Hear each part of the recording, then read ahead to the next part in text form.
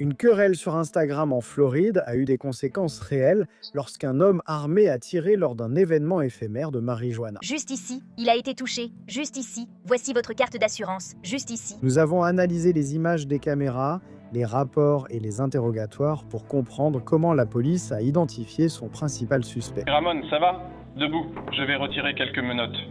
Nous allons rencontrer notre sponsor, Morgan & Morgan, le célèbre cabinet d'avocats ayant obtenu plus de 10 millions de dollars pour la famille de la victime. Bienvenue dans Sidebar de Law and Crime, je suis Jesse Weber. Nous pouvons suivre cette histoire grâce au soutien de notre sponsor Morgan & Morgan, le plus grand cabinet d'avocats spécialisé en blessures corporelles aux États-Unis. Ce cabinet, avec plus de 1000 avocats, a récupéré 25 milliards de dollars pour plus de 500 000 clients. Ces derniers mois, un client en Floride a touché 12 millions de dollars malgré une assurance de 350 000 dollars. Et un autre, en Pennsylvanie, a obtenu 26 millions. C'est bien plus que l'offre de l'assureur. Morgan & Morgan facilite la défense de vos droits. Vous pouvez déposer une réclamation sur votre téléphone via forthpeople.com/LC en cliquant sur le lien ou en scannant le QR code à l'écran. La famille d'un homme de Floride qui a été abattu dans un parc d'affaires où se tenait un événement éphémère sur le cannabis a récemment obtenu 11 millions de dollars. Tout cela est possible grâce à une action civile intentée par nos sponsors de Sidebar. Nous en parlons souvent, Morgan & Morgan. Voici comment ils agissent concrètement avec un exemple réel, tandis que l'homme accusé de cette fusillade insensée attend son procès pénal. Nous analyserons les preuves pour comprendre comment ce cas de mauvais endroit au mauvais moment s'est produit. Plus tard, l'avocat de Morgan & Morgan, Varun Ramnarain, viendra analyser l'aspect civil de l'affaire. Le million de dollars. Selon la police et les procureurs du comté d'Orange, en Floride, Ramon Luis Arroyo Galva a transformé un conflit en ligne en affrontement réel. Il a ouvert le feu devant un parc de bureaux et aurait touché un passant innocent lors de sa rafale de balles. Et après. La fusillade a eu lieu vers 9 h du soir. Le 17 novembre 2021, vers 21 h, vous aviez. Les autorités du comté d'Orange ont diffusé une vidéo montrant un homme en pantalon noir, chaussures noires, sweat à capuche et gants. Des balles pleuvent sur le bâtiment, puis l'homme s'enfuit. Et les enquêteurs pensent que cet homme est Arroyo Galva.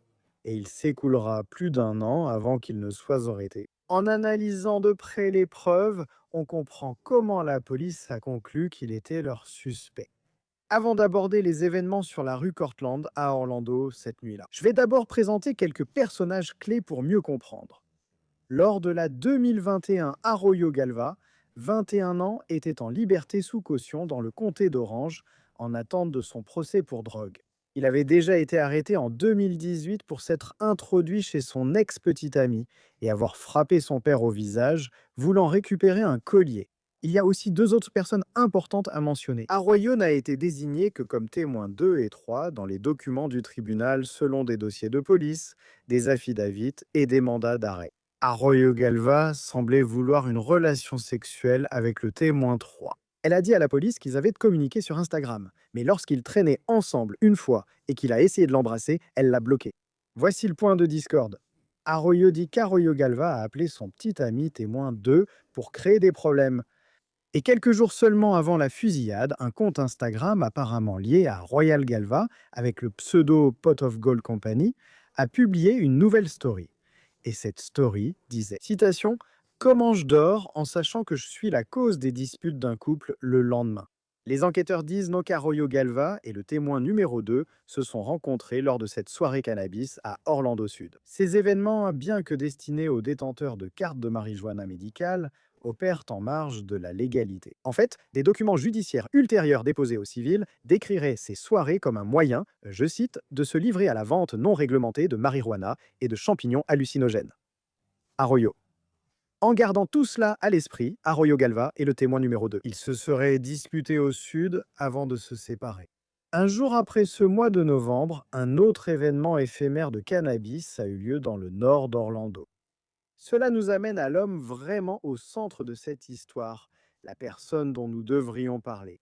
La victime, Vin Chong, père de famille de 43 ans apprécié, était simplement présent à l'événement éphémère en tant que témoin numéro 2 au Courtland Avenue Office Park. La police affirme qu'il se tenait de l'autre côté d'une vitre dont les rideaux étaient tirés lorsqu'Arroyo Galva aurait commencé à tirer de façon indiscriminée. Témoin numéro 2. Donc la cible probable ici, si l'on en croit ces accusations, n'a pas été blessée selon les adjointes du shérif. Mais c'est Vinh Chung qui a souffert, et c'est sa famille qui a souffert. Lorsque la police armée est arrivée sur les lieux, il leur a fallu un certain temps pour déterminer exactement où, dans ce grand complexe, la fusillade avait eu lieu. Mais cela est vite devenu clair.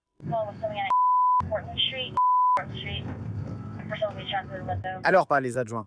Ils ont escaladé la porte vitrée brisée pour entrer dans l'appartement et ils ont trouvé Vinh Chung en train de saigner au sol. Une femme en tenue de sport tentait de l'aider. Tenez, voici votre carte d'assurance. Elle est juste ici. Les pompiers sont juste ici. D'accord, attendez un peu. Oh, il est propre, compression. Je ne sais pas quoi faire, mais il ne respire pas. Je voulais commencer les compressions. Tu sens le pouls? Il est froid.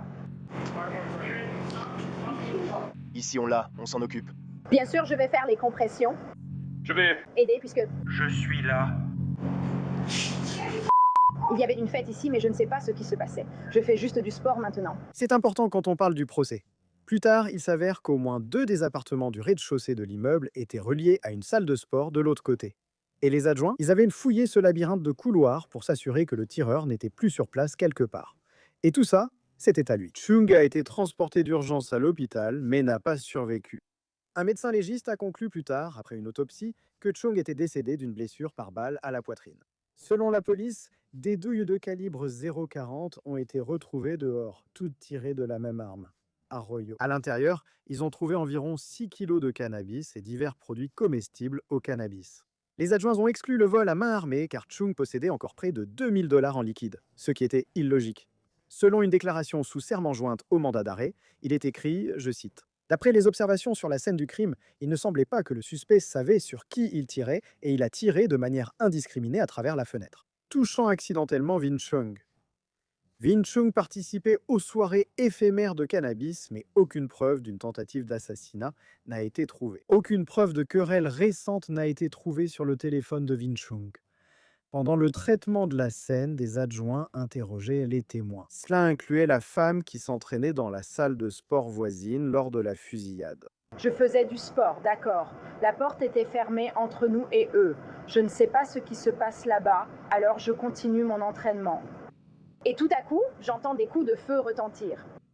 Normalement, on met du ruban adhésif sur la porte pour qu'elle entre et sorte, car la salle de sport est ouverte toute la journée. Donc quand j'ai entendu ça... Je n'ai pas vu Morgan ici. Ouais, donc quand j'ai entendu ça, mon premier réflexe a été d'éteindre les lumières et on avait les fenêtres ouvertes. Je me disais juste, il faut que je sache où est ce tireur.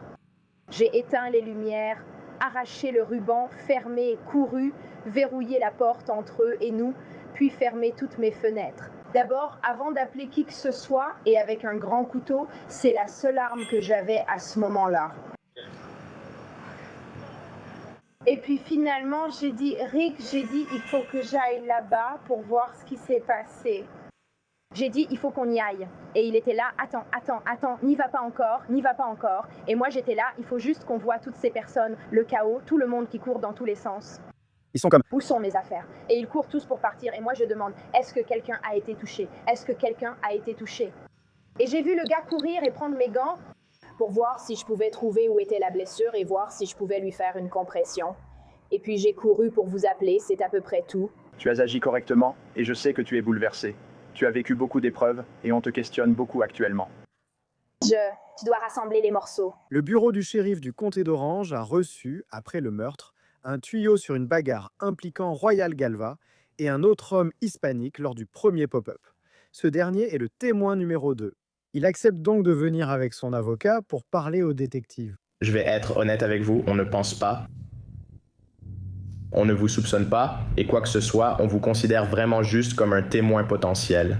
Nous voulions savoir ce que vous savez sur l'homicide de Vinh Chung. Connaissiez-vous Vinh? Je ne le connais pas et ne l'ai jamais vu sur les réseaux sociaux. On vous a vu partout. Comme ce gars-là est partout dans les médias en ce moment. D'accord, comme... Une personne célèbre. À cause de l'homicide? Je ne sais pas vraiment grand-chose. Comme je l'ai dit à mon avocat, et je vais vous le dire aussi, j'étais dans un endroit après les heures d'ouverture, juste en train de me détendre et de profiter, donc un gars avait un problème avec moi sur les réseaux sociaux. Le gamin et moi, on s'est battus. Ensuite, ils ont tenté de tirer sur la police. La deuxième fois, je suis retourné chez les Avdi pour rendre hommage, puisqu'on s'était battus. J'essayais de parler au propriétaire. Genre, yo, Désolé d'avoir frappé ton espion. Il m'a dit, yo, t'inquiète, c'est pas grave. Je suis entré, je me suis posé pendant, je dirais, 10 minutes, 10 minutes. Les coups de feu ont commencé à retentir, bang, bang, bang, bang, bang, bang. Tout le monde s'est mis à courir. Une fois que tout le monde a couru, je suis parti. La seule raison pour laquelle je ne vous ai pas contacté, c'est parce que je voulais pas me retrouver dans une situation où quelqu'un me tire dessus. je comprends. Tu vois ce que je veux dire maintenant? Le deuxième témoin a apparemment dit aux enquêteurs qu'il subissait des pressions de la part de personnes en ligne qui pensaient qu'il avait déclenché la réaction en chaîne ayant conduit au meurtre de Chung. Lors de l'entretien, il a surnommé Chung l'Asiatique. Écoutez. C'est qui? Publication Instagram que j'ai. C'est lui dont je parlais. Non, c'est moi qui poste ça. Et voici la capture d'écran envoyée à la personne. Donc, c'est toi qui as écrit ça? J'ai écrit cette capture d'écran. Ouais, d'accord, c'est quoi ça? De quoi ça parle? Où est-ce écrit? J'aurais préféré être en bas à la place d'Asiatique. Non, car l'Asiatique était mort. Je sais donc qu'ils m'en veulent. Je me sentais mal, car tout le monde me blâmait. Tu connaissais Vin sous le nom d'Asiatique? Je le connaissais sous le nom d'Asiatique parce que, tu sais, c'est un monsieur asiatique, alors on disait souvent « Hé, c'est l'Asiatique de... » Tu comprends? Je le voyais souvent dans les casinos et les grands restos. C'était qui? Un gars important? J'étais mal, car on me reprochait tout, disant que c'était ma faute, que je m'étais disputé avec le gamin. Si tu ne t'étais pas disputé avec le gamin, je serais mort. Je me sentais mal, il faut que tu comprennes. Je me sens mal, je ne voulais pas que ça lui arrive. Je voulais juste savoir pourquoi. Si le gamin avait expliqué pourquoi il voulait se battre. Genre, si c'était « Oh, t'as couché avec ma copine » ou t'envoyais des messages à ma meuf, j'aurais dit « Yo, frérot, si c'est ça, désolé. » Tu as couché avec sa copine? Non, je ne le connais pas, je ne sais pas qui serait sa copine, je ne le connais pas. Genre, depuis Adam et Ève, tu vois ce que je veux dire. C'est juste que tout le monde essaye de me descendre. Alors j'ai envoyé ça à l'organisateur et il m'a dit « Yo, genre, je vais essayer de t'aider parce que je sais que tout le monde te descend. » Tout le monde disait littéralement « Yo, t'es un mauvais gars, c'est toi le méchant, toi, t'es le problème. » Tu me laisses pour traîner avec lui alors que j'ai rien fait, j'ai blessé personne, menacé personne. Tu penses que c'était des représailles pour la bagarre? Avec tout le respect? Oui, oui. Avec tout le respect, est-ce qu'il l'a fait parce que t'as le tien? Quand tu as sorti ton arme, je vois ça comme un geste typique de la Floride. Je ne viens pas de Floride, mais c'est typique de la Floride. Tu te bats physiquement, tu te fais battre. Maintenant, tu prends une arme. C'était exactement le même geste qu'en combat. Boum! Après qu'on se soit battu, il est allé directement à la voiture. Je pensais qu'il allait partir. Je ne pensais pas que la bagarre était finie. Tu vois ce que je veux dire? Non, ils sont là. Ils tirent, ils tirent, ils tirent. Je suis monté dans ma voiture et je me suis barré. Les détectives ont aussi retrouvé le témoin numéro 3, Arroyo. Donc c'est l'ancienne petite amie du témoin numéro 2, pour voir ce qu'elle avait à dire sur tout ça. Est-ce que tu sais quelque chose sur l'homicide, sur les bagarres entre et Ramon? J'ai entendu des choses à ce sujet, mais je n'étais pas présent. Qu'est-ce que tu as entendu? J'ai juste entendu dire que Ramon essayait de se battre. Parce qu'honnêtement, j'ai bloqué le numéro de Ramon et je ne voulais pas lui parler. Et je pense qu'il l'a mal pris. C'est pour ça qu'il a essayé de se battre. D'accord. Mais c'est à peu près tout ce que j'ai entendu. Et ensuite, j'ai entendu dire que c'est lui qui avait coaché. Et qu'il a commencé à se battre avec lui. Parce que j'y ai vraiment réfléchi. J'étais là, oh mon Dieu, désolé, je ne pensais pas qu'il... C'est ça, ouais. Apparemment, c'était Ramon. Je l'ai initié ainsi avec lui. Où es-tu? Il est venu, mais où l'as-tu appris? Honnêtement, Où était ce quelqu'un d'autre? C'était une troisième personne. Pouvez-vous me donner leur nom? Non, c'est la personne la plus âgée. Je ne veux pas faire de pause. Oui, c'est cela. ensuite, tu vas au 5 janvier 2022. Donc, c'est plus d'un mois après la fusillade et Royal Galva était sur le siège passager d'une voiture qui a été arrêtée pour une infraction liée aux vitres teintées. Il aurait eu du cannabis et du matériel lié à la drogue, selon le tribunal. Les adjoints du shérif saisissent son téléphone puis l'emmènent pour un entretien avec les détectives. Ramon, quoi de neuf? Je retire une partie des menottes. Tu avais sûrement un sachet sur toi aujourd'hui. J'avais un peu d'herbe, c'était étrange car je me suis déjà fait choper avec plus, mais il ne m'avait pas amené ici. D'accord, tu n'es pas venu ici de toi-même, hein? Qu'est-ce que tu veux dire? Tu n'es pas venu seul, tu n'as pas conduit, entre. J'étais dans la voiture de mon ami, et je crois qu'on s'est fait arrêter à cause de ces vitres teintées. C'est ça. Je crois qu'il va m'arrêter. Oui, il est monté jusqu'ici en voiture? Il a dit que je n'avais pas la marijuana dans le contenant médical. Ce que j'essaye de dire, c'est que je dois vous lire vos droits pour pouvoir vous parler, pour pouvoir vous poser des questions. Je ne pose pas de questions sur l'herbe, je m'en fiche complètement de l'herbe, d'accord? Donc ce que je veux que tu fasses, c'est m'écouter, et si tu as des questions, fais-le moi savoir. D'accord? Écoute mec, je ne suis pas là pour l'herbe, je suis là pour quelque chose d'un peu plus important. On m'a dit que tu t'es battu avec quelqu'un il y a environ 1 mois. Tu as une boutique pour bébés. Tu t'es battu avec un gosse à propos d'une fille à cause d'Instagram. Non. Tu te souviens? Non, je ne viens jamais. Je n'appelle pas. Tu ne te rappelles pas t'être disputé. Oui, je me souviens, mais je ne vois pas le lien avec ma victoire. Exactement. Tu t'es disputé avec lui. À cause d'Instagram, vous vous êtes disputé? Je n'ai pas combattu, j'ai été agressé d'après ce qu'on m'a dit. Tu t'es fait agresser. Il t'a volé? Non. Donc tu veux dire que tu t'es fait agresser? Non, j'étais dans genre une boutique de vape. Ouais. Et j'étais à un pop-up. Un pop-up de cannabis, ouais. Tout d'un coup, il y a un gars qui a surgi de nulle part. Ouais, et puis, mais ouais, sa copine me plaisait, tu me connais. Et sa copine, ils sont plutôt cool et tout. Et il n'aimait pas ça. Ouais, je ne sais pas si c'était vraiment lui, mais c'est tout ce que je pouvais. C'est la seule personne avec qui je le ferais. Tu le connais sur Facebook ou Instagram? En fait, je ne le connais pas. Tu connais son pseudo Instagram? Tu sais comment les gens s'appellent dessus? Non, je ne le connais pas. Je le connais juste parce que sa copine m'en parlait et que j'ai vu sa photo. Ouais. Non, c'est arrivé, honnêtement. Je ne sais pas si c'était lui, il y avait plusieurs personnes. 10 personnes. D'accord, mais tu avais un truc avec sa copine. Un peu comme de l'herbe. Tu te souviens de son nom, comment elle s'appelait? Je suis venu à la... Je ne sais pas, mais ouais, en gros, on était vraiment cool comme ça. Je t'ai compris, en gros. Une fois, moi, je suis allé à l'un de ces pop-ups, comme tu l'as dit, et puis j'essayais d'acheter des amis. Ouais. Et puis je me suis fait agresser. Comme si je m'étais fait frapper. Et puis, genre, je me suis juste protégé. Et puis, mes potes sont venus me chercher et on est juste partis. D'accord. Et tu te souviens quel jour c'était? Mais il y avait la sécurité. Il y avait des agents de sécurité là-bas. Oui, je sais. J'ai eu la vidéo, mais je ne voyais pas bien. Tu te souviens de quel jour c'était? Non. D'accord, Arroyo, c'était le 16 novembre 2021. C'était un mardi. D'accord. Sais-tu où cela s'est passé? Pas exactement. Sais-tu dans quel quartier? Non, j'étais avec Luc. C'était là-bas. Je le sais parce que j'ai une vidéo, j'ai toutes sortes de preuves. Le détective interroge Arroyo Galva sur le compte Instagram Pot of Gold mentionné plus tôt. Et Arroyo Galva nie catégoriquement en être l'auteur. Son problème, ce sont les enquêteurs. Ils arrivent à le relier à une adresse email qui apparemment est à son nom. Alors voilà le truc, mec, dès le lendemain, tu vois. On a eu un homicide et on a toutes sortes de vidéos, des lecteurs de plaques en haute définition. On a tout. ARROIO. Donc je suis curieux de savoir si je peux vous dire qu'à 11h17, à 9h du soir, à Arroyo, vous n'étiez pas chez vous. Et qu'en fait, vous étiez au 50 rue Courtland, là où l'homicide a eu lieu, à la fête Oui, Pop-Up. C'est ce que vous dites. Oui, c'est ce que je dis. Je vous demande, comment pouvons-nous expliquer ça? Je veux dire, ce n'est pas comme si je n'avais pas fait mes recherches.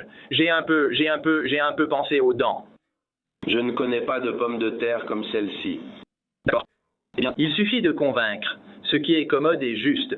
Ensuite, tu as changé de numéro, de portable, vendu la voiture et déménagé en Géorgie. Non, ça j'avais prévu de le faire de toute façon. Je n'étais pas à mon blague, je n'y allais pas vraiment, mais j'avais prévu ici. J'allais à l'unité de traitement intensif et tout ça. Mais t'as fait l'Institut technique universel et j'ai fini par être renvoyé à cause de mon assiduité et tout ça, donc je ne l'ai pas fait. Je ne trouvais pas de travail ici, maman.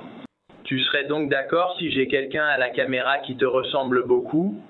Une très bonne vidéo en haute définition filmant ce bâtiment. Et je peux prouver que tu étais là-bas et pas à la maison. Alors est-ce que je devrais simplement t'arrêter pour le meurtre? Il n'y a probablement pas de vidéo comme ça. Oh, tu voudrais la voir? Je n'étais pas là. Tu voudrais voir la vidéo? Non, car ce n'est pas moi, donc je m'en fiche. D'accord, mais ce que je dis, c'est que si je peux prouver que tu n'étais pas chez toi à 9h le 17 novembre, comme tu viens de me le dire, alors... Donc tu serais d'accord? Je pourrais dire que tu me mens et as commis le meurtre. Ce serait suffisant pour te convaincre que c'est toi, tu l'as fait. Je doute vraiment qu'il existe une vidéo de moi. Non, non, non, je peux te montrer toutes les vidéos de vous. Vous courez vers la voiture, il y a deux personnes, toi et le gars plus corpulent qui a traversé le terrain vague dans la voiture noire. Vous êtes descendu, vous vous êtes garé devant le champ de bacon, vous êtes entré, il est resté en arrière puis tu l'as rejoint. Tu penses vraiment que j'ai tout inventé? Non, tu n'as pas inventé ça. Alors, moi, tu veux t'asseoir et regarder cette vidéo? Peut-être que tu pourrais t'identifier sur cette vidéo? Non, je ne veux pas, tu ne veux pas non plus. Tu peux me montrer les vidéos, ça ne me dérange pas. Je ne sais pas. Je ne peux pas t'aider plus que je ne l'ai déjà fait. As-tu une arme à feu? Je ne possède aucune arme à feu. As-tu acheté une arme à feu? Non, je ne peux pas acheter d'arme à feu. Je n'ai jamais eu de Glock 9 mm. Non. En fait, j'ai essayé d'en acheter une et ils m'ont dit que je ne pouvais pas parce que j'avais une restriction. J'ai été arrêté pour un peu de bœuf puis j'ai eu ma carte de cannabis. Donc, étiez-vous simplement présent à la fête le 17 lors de l'incident, en simple témoin? Non. Je n'y vais même pas. Est-ce possible? Non, je n'y vais pas. Je ne vais pas dans ce genre d'endroit, sauf pour ce pop-up où je suis allé, mais c'est rare. Je parle souvent avec des gens qui disent « Mec, je reste à la maison ».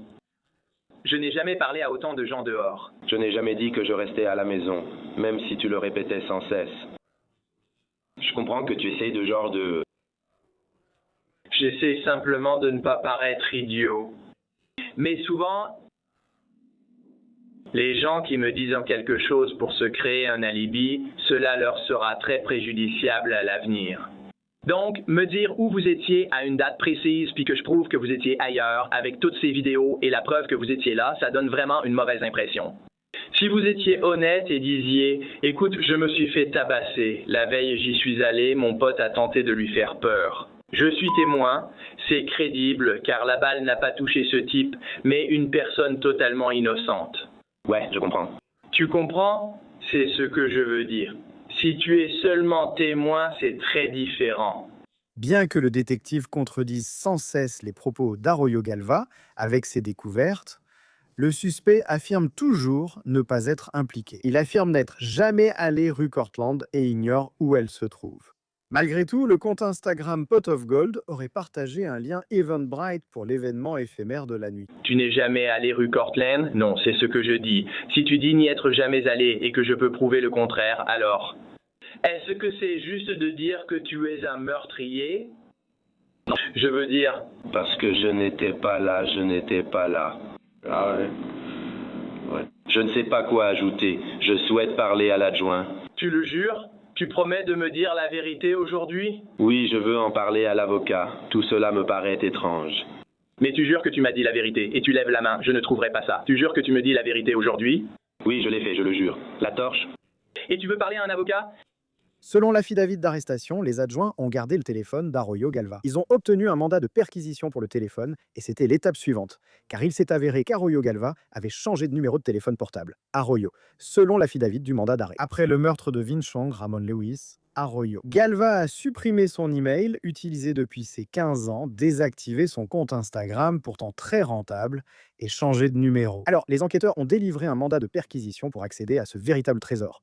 L'historique du compte Instagram, et ils ont découvert une véritable mine d'or de publications et de messages. Citation, un examen de Ramon Lewis. La page Instagram d'Arroyo Galva a publié plusieurs vidéos où il exhibe un Glock avec un chargeur allongé. Des citations d'Arroyo le montrant avec un Glock à chargeur allongé ont été publiées sur sa page. Quelques jours avant le meurtre, les 1er, 2 et 12 novembre 2021, avant le meurtre de Vinh Chong.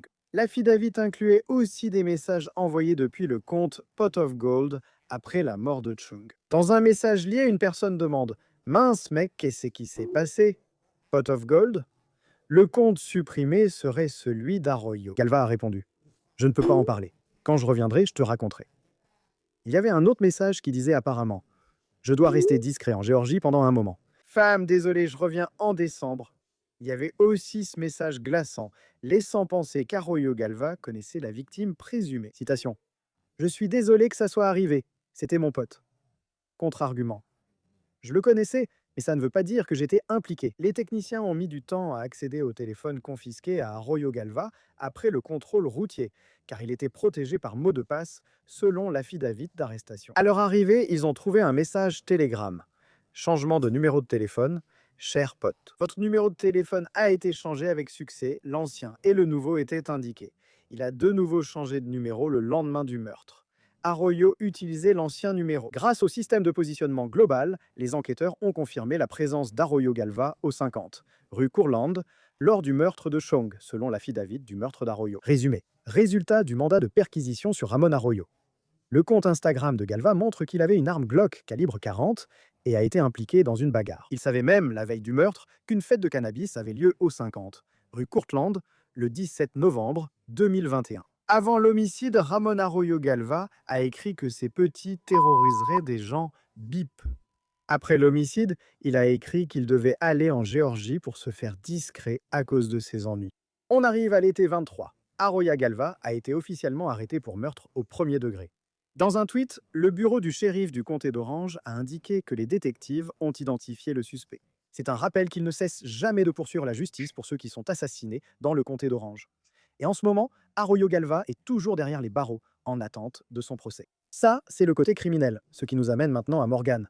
Et Morgan, cela nous amène au côté civil. C'est intéressant car avant même que les détectives n'aient révélé leur suspect dans le meurtre de Chong, sa fille avait déjà porté plainte contre le propriétaire, AEK, Family Holdings Limited Liability Company. En 2022, une plainte modifiée a ajouté The Move Fitness Limited Liability Company comme co-défendeur. C'est un peu confus, mais en gros, AEK Family Holdings possédait l'immeuble et louait ensuite tous les locaux du rez-de-chaussée à On the Move Fitness. Aussi appelé OTM dans les documents judiciaires, OTM a ensuite loué le local Hyundai pour divers événements, où Vin Chung est décédé. Donc, le cœur du procès était que c'était la responsabilité des propriétaires et de la gestion de l'immeuble de s'assurer que tout était sécurisé, que tout ce qui se passait sur les lieux était légal, qu'il y avait des mesures de sécurité en place, qu'ils devaient savoir ce qui se passait, qu'ils devaient s'assurer que les membres du public venant sur place étaient en sécurité. Vous évoquez la négligence en sécurité.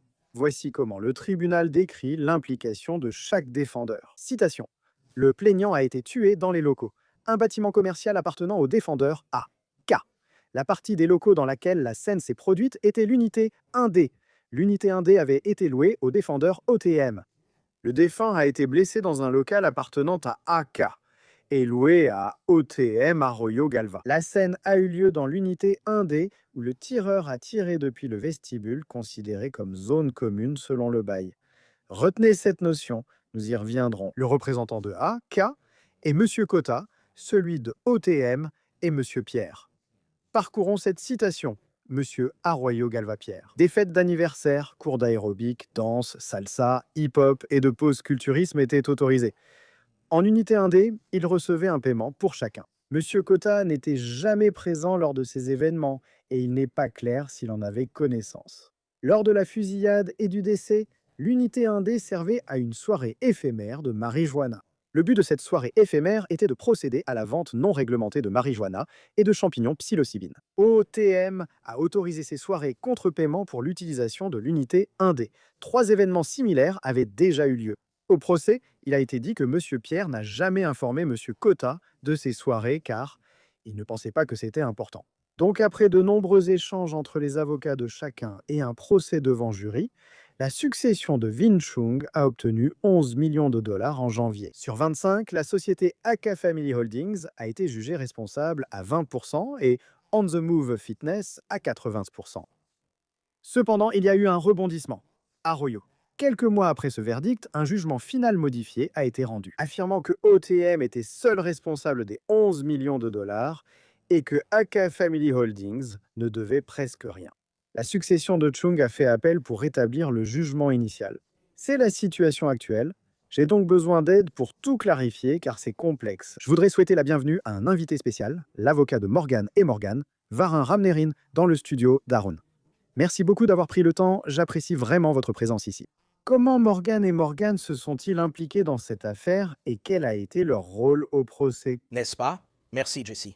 Donc, Morgan et Morgan se sont impliqués dans cette affaire lorsque le défunt M. Chung est décédé. Il avait un membre de la famille proche, un cousin qui était ami avec Dan Morgan de notre cabinet. Ami du barreau, nous le connaissons bien. Oui? Exactement. Donc, ils étaient amis et son cousin a appelé Dan et lui a dit « Hé, ceci est arrivé à mon cousin Vin. Il a été tué lors d'un événement. Est-ce que ton cabinet pourrait t'aider dans cette affaire ?»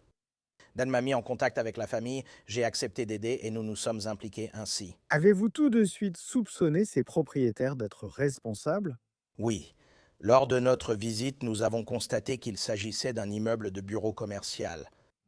Et quand nous avons découvert quel événement était organisé, leur fête éphémère de marijuana, on n'associerait pas ça normalement à un immeuble de bureau commercial. Alors nous avons commencé à faire le lien.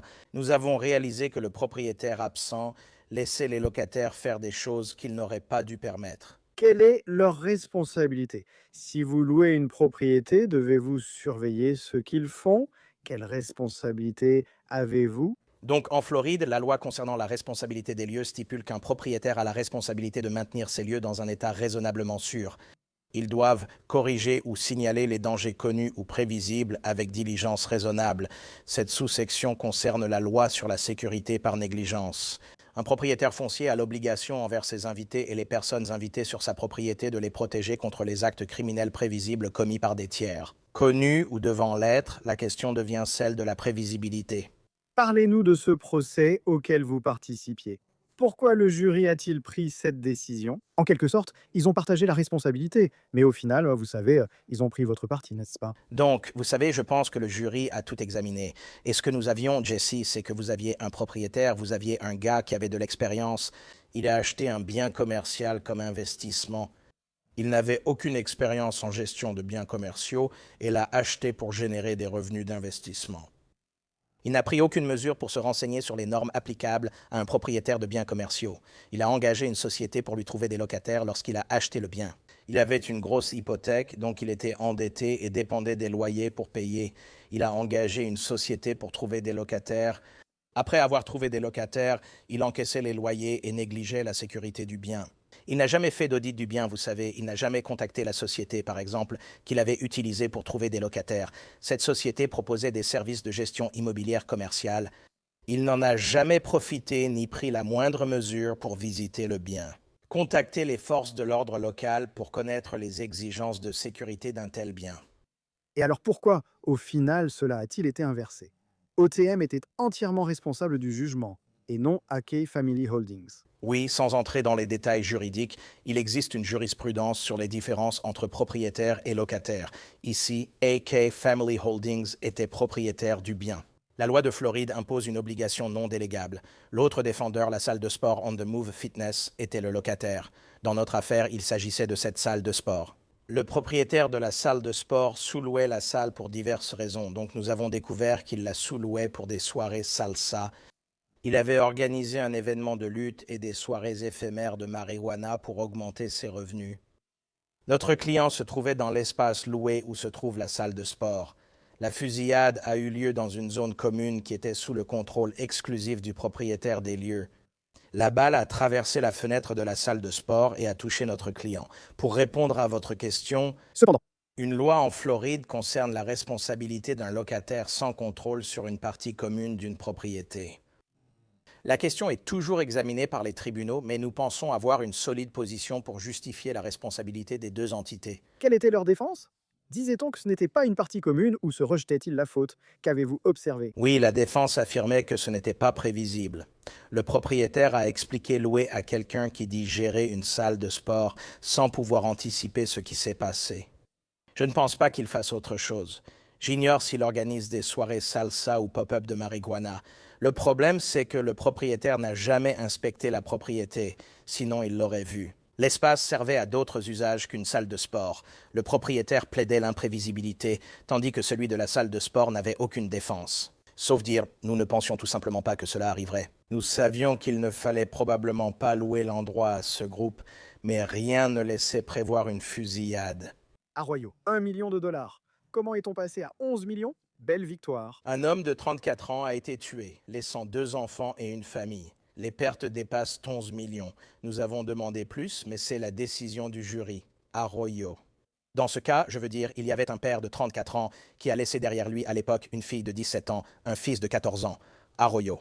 Et vous demandez, eh bien, comment arrive-t-on à 11 millions? C'est le témoignage des enfants, Arroyo, dont le fils avait 14 ans puis 18 lors du procès, venant de finir le lycée. La fille avait une vingtaine d'années.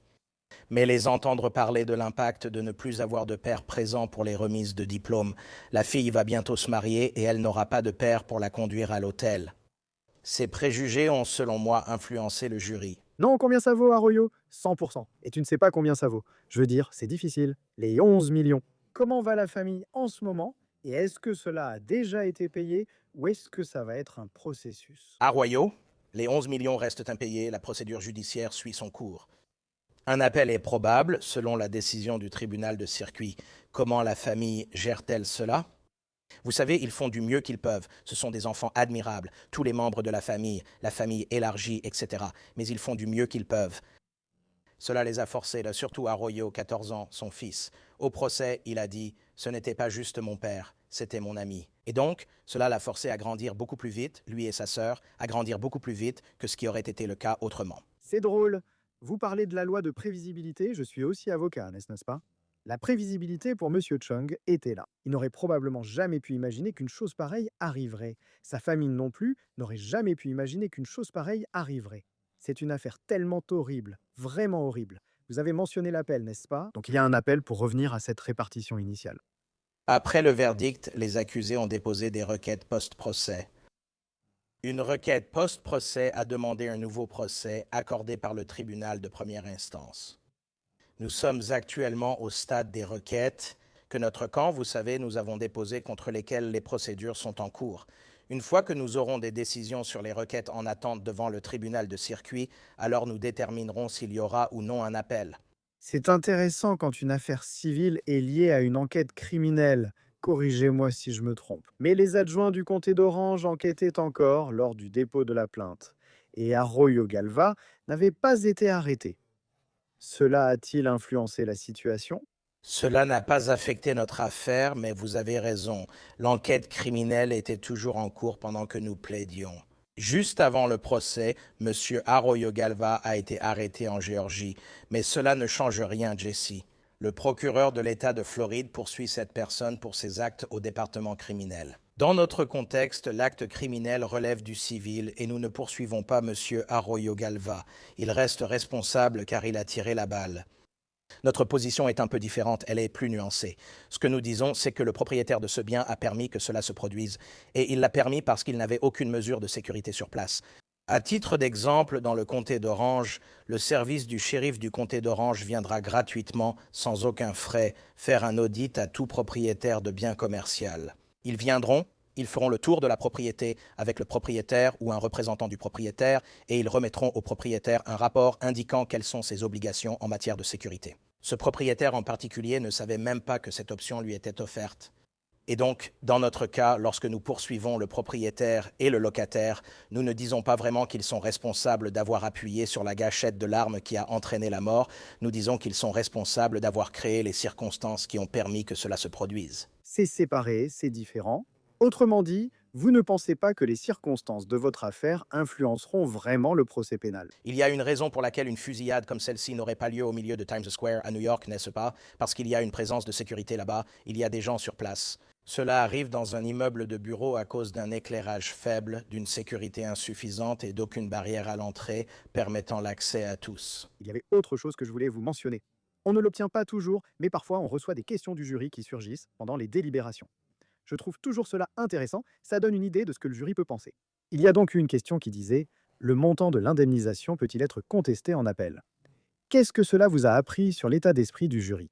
Quand nous avons reçu cette question, cela nous a indiqué que c'était tard dans la nuit. Nous avons eu ce verdict, je crois, vers 11 h du soir. Arroyo, c'était vers 10 h.